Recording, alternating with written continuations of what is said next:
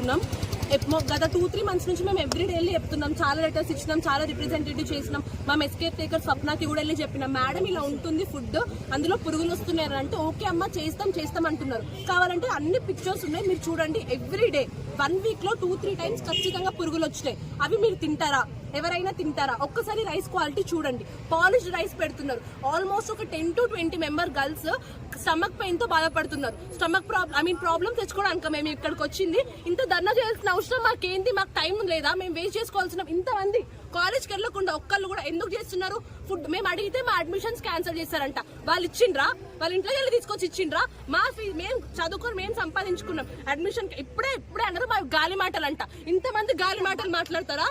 చదువుకుంది గాలి మాటలు మాట్లాడడానిక? పీజీ వరకు వచ్చింది గాలి మాటలు మాట్లాడడానిక?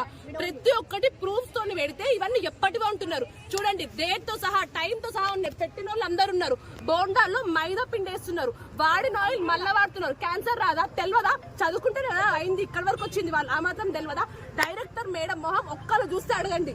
ఇప్పుడు చూస్తారు అందరూ. ఒక్కలకి ఆ మేడం పేరేందో కూడా తెలియదు.